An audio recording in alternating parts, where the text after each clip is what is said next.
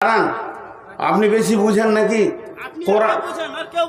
কোরআন বেশি, এই দাঁড়ান এখানে। কোরআন কোরআন বেশি সম্মান রাখে। এই এখানে দাঁড়াও, এই ছাগল।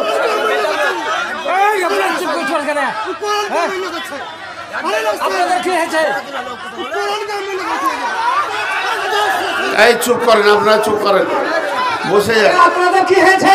বসে যান, বসে যান। বক্স থেকে বলেছে আপনাদের এত লাগছে কেন? কোরআন কমান্ড করে যাবে তো কি করে কোরআন? না না, ওকে বলছে, আমাকে বলেনি। আপনি বসেন। কি করে কোরআন কমান্ড করলে? আপনি ঠিক আছে। খুব কোরআন মানে লোক আর কোরআন কমান্ড করে দিল। আজীব ব্যাপার। আমি বললাম যে কোরআনের তফসির শুরু হয়ে গেলে আমি মাঝে কাউকে দিই না। আমি বাংলাদেশে একটা মন্ত্রীকেও দিইনি। তারপরে আমি বললাম আপনি দিতে পারেন, দেন, আপনি সভাপতি আছেন। আমি কি অন্যায় করেছি বলেন, আমি ক্ষমা চাইব। আমি যদি অন্যায় করেছি তা আমি আপনার জুতো গলায় নিয়ে ক্ষমা চাইবো, বলেন। আমার সাথে অন্যায় করেননি। আপনি একটা কথা বলেছেন যেটা সেটা কোনাকে আঘাত লেগেছে। হ্যাঁ, যে রাষ্ট্রপতি হলেও আমি রাষ্ট্রপতি বলিনি, আমি বলেছি বাংলাদেশে এক মন্ত্রীকে আমি ছাড়িনি। আপনি যে সভাপতি, আপনি টাইম মেনশন করেন।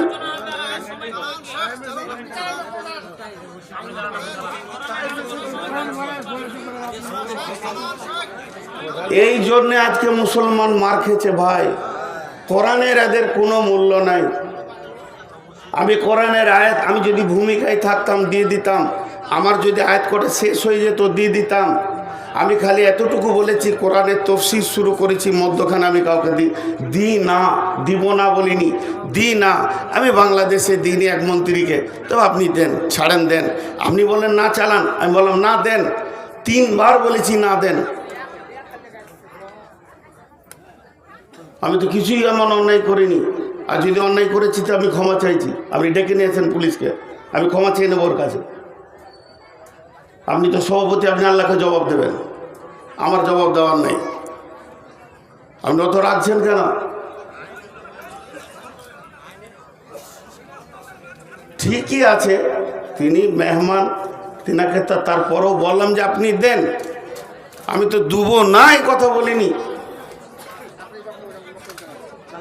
বিসমিল্লাহির রহমানির রহিম।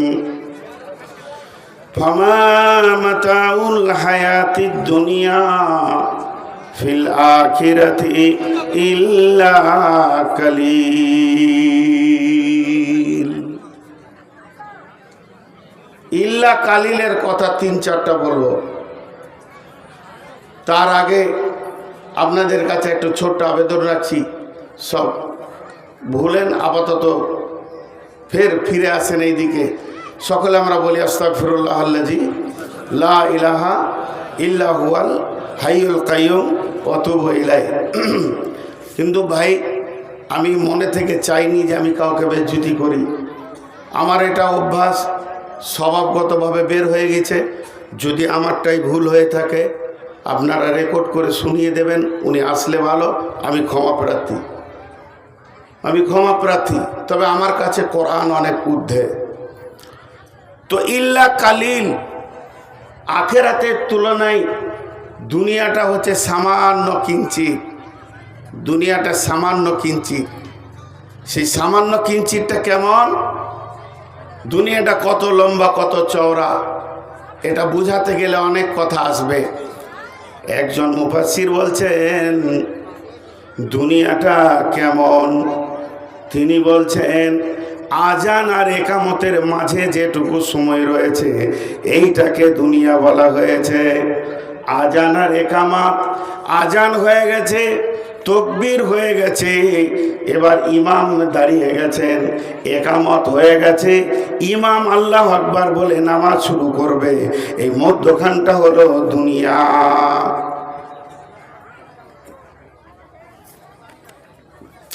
চেঁচামেচি খারাপ জিনিস,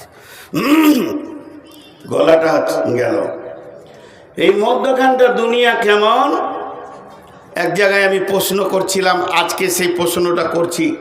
আপনাদের যে মানুষ কাঁধে করে নিয়ে কবরস্থানে যায়, সেই কবরস্থানে গিয়ে জানাজার সলাত হয়, তো জানাজার সলাতের আজান হয় না, কিন্তু হয়। এটা একটা সাইকোলজিস্ট বলছি, কোরআনে, বুখারী, মুসলিম, আবু দাউদ, নাসাইর কথা বলছি না, একজন ইসলামী চিন্তাবিদ বলছে, শুনে লাও, প্রত্যেকটি মানুষের একটা করে জামাত আছে। আমার নামে একটা জানাজার জামাত আছে, আপনার নামে একটা জানাজার জামাত আছে, ইনার নামে একটা জানাজার জামাত আছে, ওনার নামেও একটা জানাজার জামাত আছে।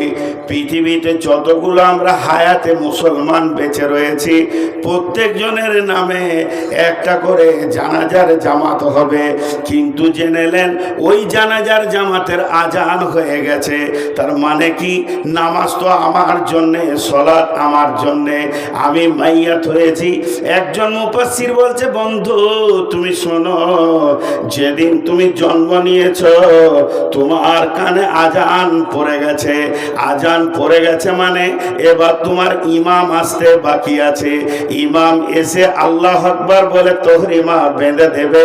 তোমার জীবনটা, তোমার দুনিয়াটা সেদিনই শেষ হয়ে যাবে, জানাজার নামাজটা বাকি আছে।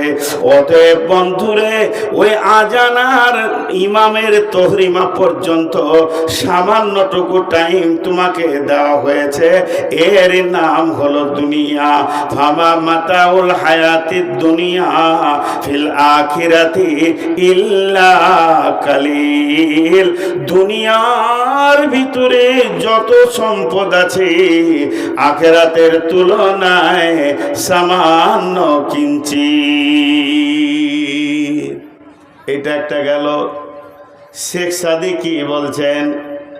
जहाँ आए बिरादर नुमानत बकर, दिलंदार जहाँ फरी बंदोबस्त, मकुन ताक एबर उम्र के दुनिया पुस के बेसियार कासे चेतु परवरदा कोस चुआ हंगे रफ्तान कुना जाने पाक चेबर ताकते मुर्दाने चेबर रुए खाक। শেখ সাদি বলছেন, এই পৃথিবীটা কেমন? আসমানের নিচে, জমিনের ওপরে যে ফাঁকা জায়গাটা রয়েছে, একে খবরদার বিশ্বাস করিও না। এর প্রেমটাও হলো ধোঁকা, এর ভালোবাসাটাও হলো ধোঁকা। যাহা আয়ে বিরাদার নুমানাত বাকার, দিলান্দার যাহা ফারে বন্দোবাস। এই দুনিয়াটা কেমন ধোঁকা, শুনে লাও। যেদিন তোমার জানটা বের হয়ে চলে যাবে, এই দুনিয়া তোমার সঙ্গে তালাক নেবে। একদিন তোমার দাদুকে পাগল করে রেখেছিল, একদিন তোমার বাপকে পাগল করে রেখেছে, আজকে তোমাকে পাগল করে রেখেছে। এমন একটা দিন আসবে, সেদিন জেনে নাও তোমার ছেলে ওই দুনিয়ার পাগলে পড়ে যাবে। নোংরা করে তিনি বলেছেন, এটা একটা বেশ্যা নারীর মতো। এই পৃথিবীর প্রেমে তুমি পড়ে যেও না, কারণ ইমাল আর প্রেম ছাড়া কিছু জানে না। যেদিন তুমি মরে যাবে, ইত্তেবাউল মাইয়াতা সালাসাতুন ফায়ারজিআনে ইসনানে ওয়া ইয়াবকা মাহু ওয়াহিদুন ফায়ারজিআনে ইসনানে আহলুহু মালুহু ওয়া ইয়াবকা মাহু ওয়াহিদুন আমালুহু। যেদিন তুমি মরে যাবে, যেদিন তুমি চলে যাবে, যেদিন তুমি বিদায় হয়ে যাবে, সেদিন এই দুনিয়া তোমার সঙ্গে যাবে না। অতএব দুনিয়া হলো আখিরাতের তুলনায় সামান্য কিঞ্চিত।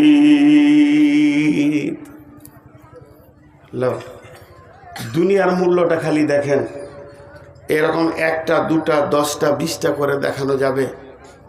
আর একজন কি বলেছে জানেন? দুনিয়ার মজা কেমন? দুনিয়াটা চিখলে, দুনিয়াটাকে চাবালে মজাটা কেমন লাগবে, সেই মজাটা তিনি বলতে গিয়ে বলছেন যে এই হায়াত, এর স্বাদ অতি তিক্ত।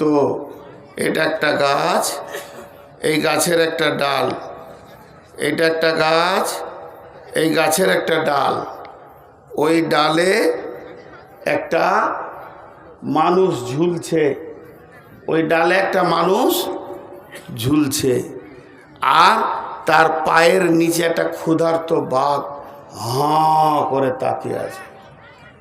খালি পড়লেই ওকে খাবে, ও যেই পড়বে ওকে চাবিয়ে খেয়ে নেবে। কিন্তু ডালটা কষ্ট করে ধরে আছে, পড়ছে না।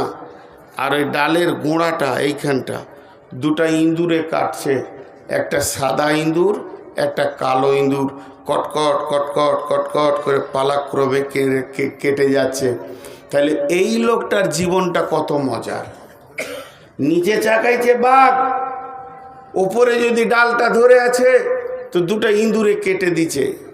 এই লোকটার জীবনের স্বাদ কেমন? পৃথিবী হে মানব, তোমার জীবনের স্বাদ ওই রকম। কেমন? আমরা যে গাছে চেপে আছি, গাছটার নাম হলো বয়সের গাছ। সেই বয়সের গাছের একটা ডাল ধরে আমরা ঝুলছি। আজরাইল ক্ষুধার্ত বাঘ আমাদের পায়ের নিচে দাঁড়িয়ে আছেন। সে কামড়াবে, পৃথিবীটা শেষ করে দেবে, স্বাদ শেষ হয়ে যাবে।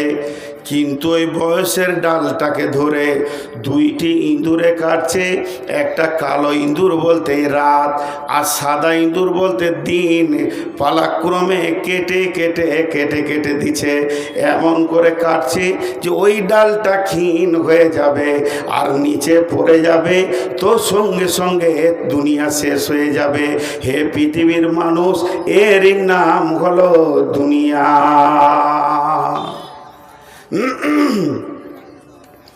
এর নাম হলো দুনিয়া। আজকে আমরা দুনিয়াকে বিরাট মনে করেছি। আমরা কেন, আপনারা সবাই মিলে এক মনে করেছেন। আর আমার মতো একটা বেঈমান মুনাফিক এই দুনিয়াটাকে 99 গুণ আঁকড়ে ধরে রেখেছি, কারণ আমিও দুনিয়াদার হয়ে গেছি। আজকের অবস্থা তাই, আমরা শেষ হয়ে গেছি। পরের আয়াত আল্লাহ কি বলছেন?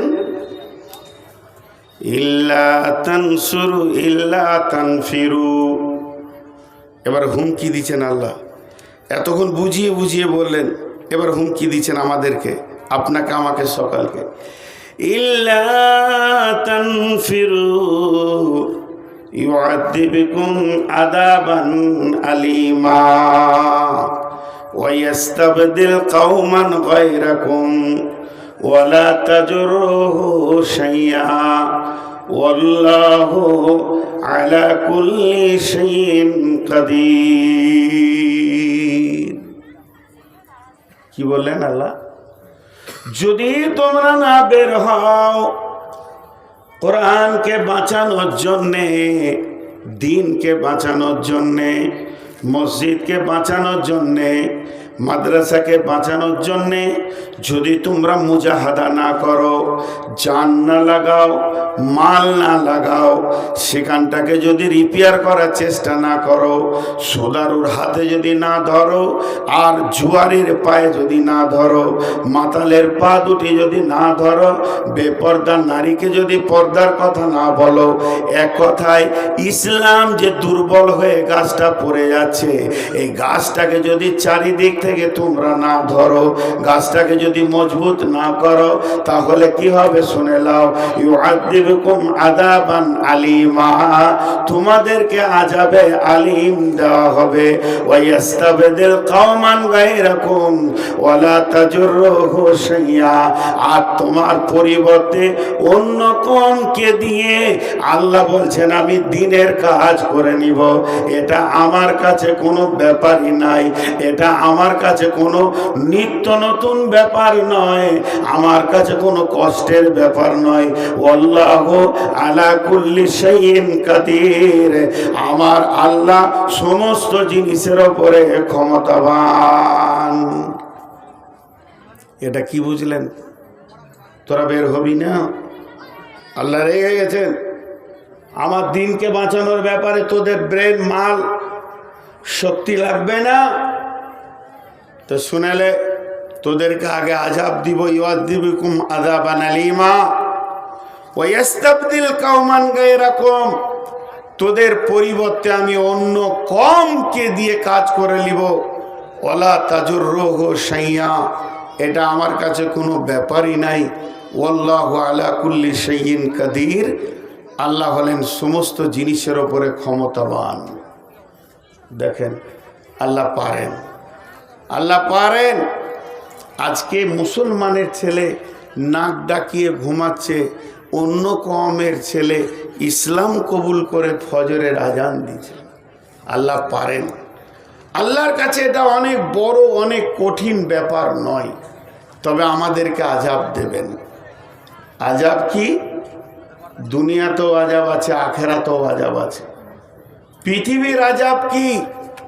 পৃথিবীর সব থেকে বড় আযাব হচ্ছে তোমাদের মনের বিরুদ্ধে তোমাদের রাষ্ট্রনায়ক করে দিব। আল্লাহ তাবারাক ওয়া তাআলা আমাদের মনের বিরুদ্ধে আমাদের রাষ্ট্রনায়ককে করে দেবেন। জি, অ্যাটেনশনটা এইদিকে আছে না অন্যদিকে আছে আপনাদের? না, অন্যদিকে রয়েছে, কারণ স্টেজটা কন্ট্রোল তো আমি করছি, তা আমি তো বুঝতে পারছি, আমার তো একটা আইডিয়া হচ্ছে, তো অন্যদিকে অ্যাটেনশন রেখে কোনো লাভ নেই।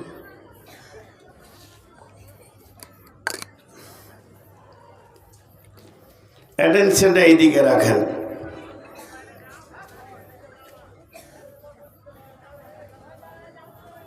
আজীব ব্যাপার। আচ্ছা শোনেন, আপনারা আমার দিকে তাকান। বিসমিল্লাহির রহমানির রহিম। ইল্লা তানসুরুহু ফাকাদ নাসারাহুল্লাহু ইদ আখরাজাহুল্লাযীনা কাফারু সানিয়া সানাইনি ইদ হুমা ফিল গার ইদ ইয়াকুলু লিসাহিবিহি লা তাহজান ইন্নাল্লাহা মা'ানা ফাআনজালাল্লাহু সাকিনাতাহু আলাইহি ওয়া আইয়াদাহু বিজুনুদিন লাম তারাওহা ওয়া জা'আলা কালিমাতাল্লাযীনা কাফারুস সুফলা ওয়া কালিমাতুল্লাহি হিয়াল উলিয়া ওয়াল্লাহু আজিজুন হাকীম। দেখেন ভাই,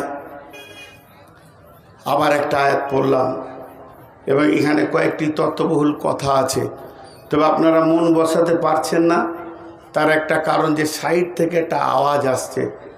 তো আমি আপনাদেরকে দুটি কথা বলছি, যারা এখানে বসে রয়েছেন মনটা এইদিকে রাখেন, আর যারা রাস্তায় দাঁড়িয়ে আওয়াজ করছেন, যদি কিছু বলার থাকে, আমি নূর মোহাম্মদ বলছি, আপনি সামনে আসেন, আমাকে বলেন, আমার ভুল হলে আমি ক্ষমা চাইব, আর আমারটা ঠিক হলে আপনি বুঝে নেবেন। বিধায় সাইডে কথা বলে সভাটাকে নষ্ট না করে আপনাকে ভাই বলে ডাকছি, হে আমার ভাই, আপনি এখানে আসেন, সবাই আমরা এক হয়ে যাব। আমার যদি ভুল থাকে, ভুলওয়ালা ব্যক্তি ক্ষমা চাইবে, এটা তো লজ্জার কিছু নয়। তো আমি আপনাকে দাওয়াত দিচ্ছি, সাইড থেকে সভাটা নষ্ট না করে আপনি এখানে আসেন। আমি আপনাকে ভদ্রভাবে বলছি, আপনার গালে আমার থাপ্পড় বসানোর দরকার নেই, আর আমার গালেও আপনার থাপ্পড় বসানোর দরকার নেই। ভুল হয়েছে, কারো একটা হয়েছে, যাই হোক, অতএব আপনি এখানে আসেন, আমি ডাকছি। আর আপনারা মন দিয়ে শুনেন, আর মন দিয়ে শুনবে কী করে, মানে মনটা তো ওই দিকে চলে যাচ্ছে। যদি আপনি না আসেন, তা আপাতত মুলতবি করে দেন, দিয়ে বাড়ি যান আপনারা। আমি খারাপ কথা কিছু বলিনি, আপনারা যদি চান এখানে আসেন, আমি আপনার সঙ্গে কথা বলবো, মিষ্টি সুরেই কথা বলবো। জি, এবার আল্লাহ কি বলছেন?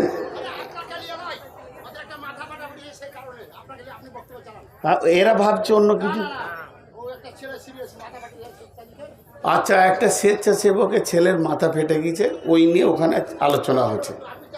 আচ্ছা ঠিক আছে, আলহামদুলিল্লাহ, যা খবরটা দিলেন। এখন আমি যে কথাটা আপনাদের সামনে এই আয়াতকে পড়ছি, এটা আমার শেষ আয়াত। আজকে যে তিনটে আয়াত পড়েছি তার মধ্যে এটা শেষ আয়াত। একটু ধৈর্য ধরেন, একটু সবর, একটু ধৈর্য। সেটা কি? ইল্লা তানফিরু ইল্লা তানসুরুহু ফাকাদ নাসারাহুল্লাহু إذ أخرجه الذين كفروا ثاني اثنين إذ هما في الغار إذ يقول لصاحبه لا تحزن إن الله معنا فأنزل الله سكينته عليه وأيده بجنود لم تروها। আপনারা একবার মুখ খুলেন সবাই। এইটার যা ওজন, ওজন বলতে যে আমি এক হাতে ধরে আছি এই ওজন বলছি না, আপনারা বুঝতে পারছেন। এইটা যা ওজন আমরা কেউ বহন করতে পারবো? সবাই বলি পারবো? আল্লাহ বলছে, আল্লাহ ওটা বলছে তোরা মদদের জন্যে খালি একটু পাটা আগে বাড়া, বাকি আমি তোদের সঙ্গে আছি। আর আল্লাহ যদি সঙ্গে থাকে তাহলে এর ওজন বহন করা সম্ভব কি সম্ভব নেই? সম্ভব। এবার একটা উদাহরণ দিব। দাদু, পৃথিবীতে একটা সম্পর্ক হচ্ছে দাদু আর পোতা। পোতার সঙ্গে দাদুর এত মহব্বত, ই যত ছোট ওই 2.5 বছর 3 বছরের, আর দাদু হচ্ছে 73 বছরের। তো দুইজনের বন্ধুর মতো মহব্বত, দুইজনের আপোষ কত বন্ধুর মতে তারা আপোষে থাকছে, ঘোরাফেরা সব কিছু। এখন ঘটনা হয়েছে কি, দাদু আমার মতো সুগারের রুগী, উনি রাতে রুটি খান।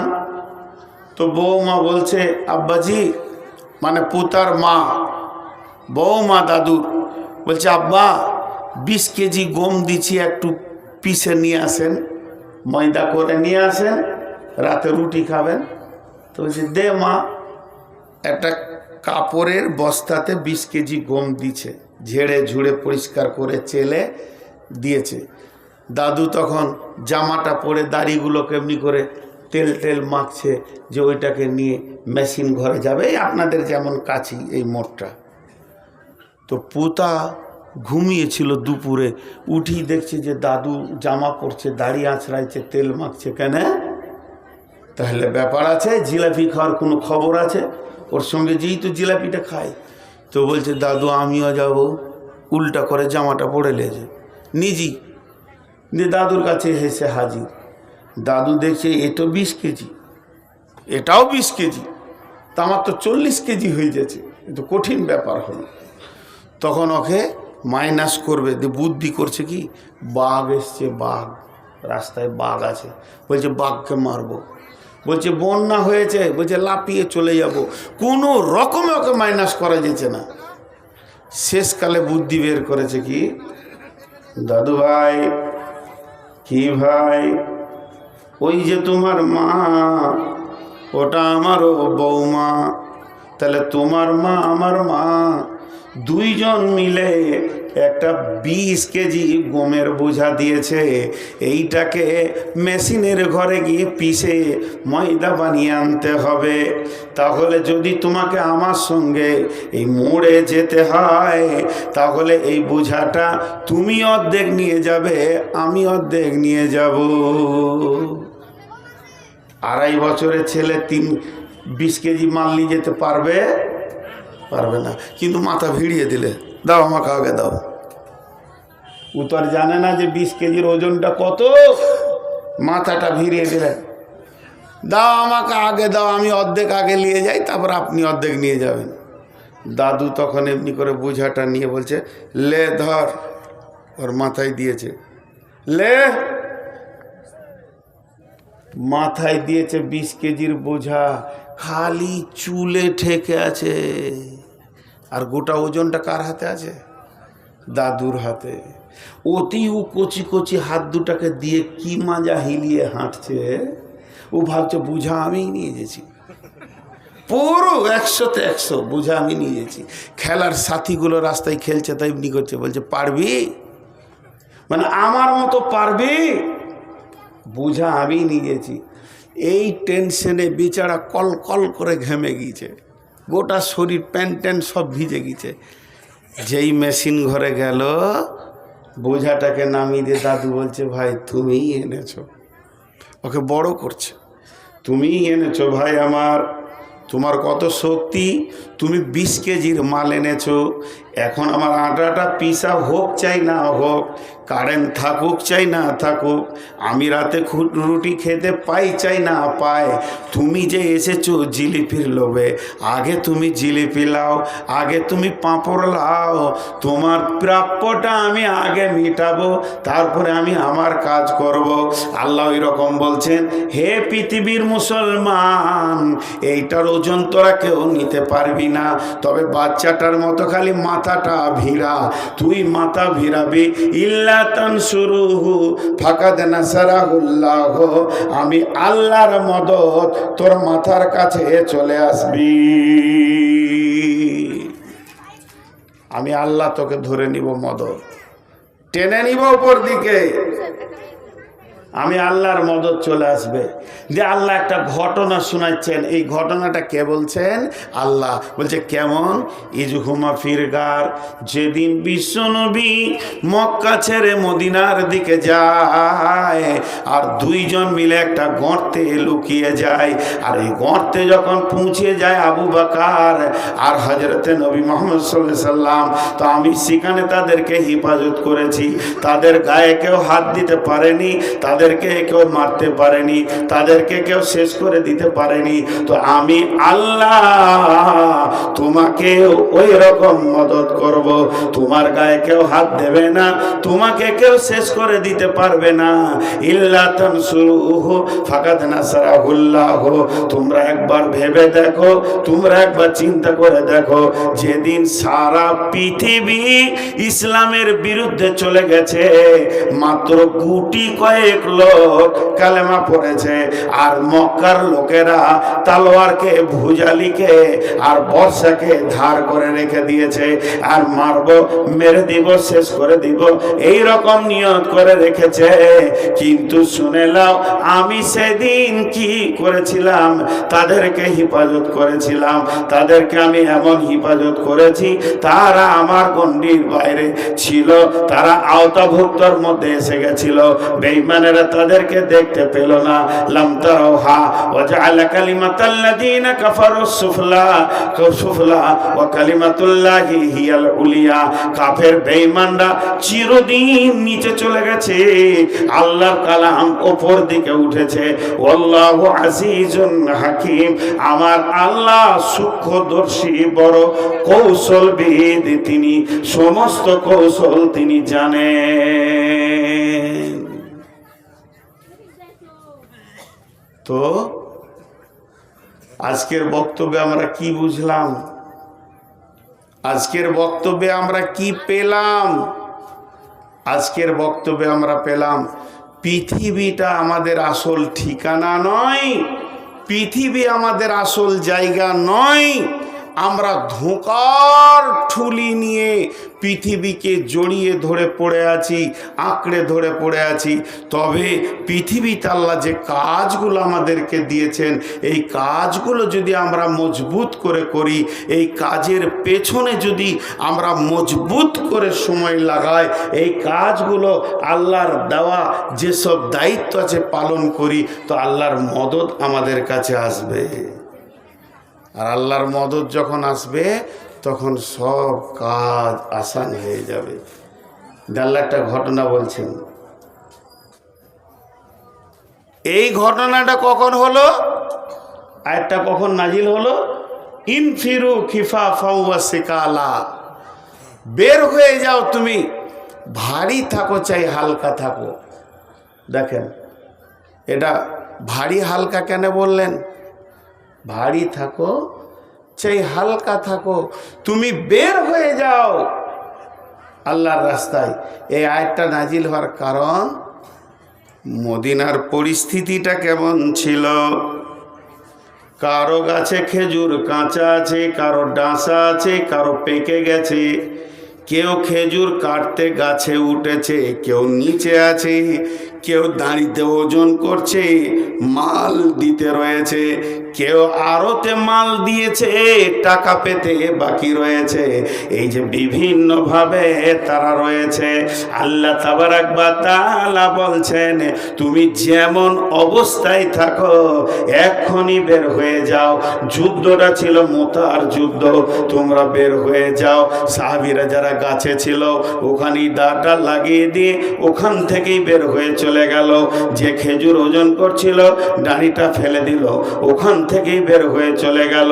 যার আড়তে টাকা আজকে আনার কথা সে টাকা আনতে গেল না, ওখান থেকেই বের হয়ে চলে গেল। যে যেমন অবস্থায় ছিল ব্যবসা বাণিজ্য সব কিছুকে ছেড়ে দিয়ে বের হয়ে চলে গেল। বন্ধুরা আমার, হযরত আবু দারদা রাদিয়াল্লাহু তাআলা আনহু তার ছেলেকে ডেকে বলছেন পানিপথে যুদ্ধের সময়, যে বেটা তুমি আমাকে যুদ্ধের সামানগুলো পরিয়ে দাও।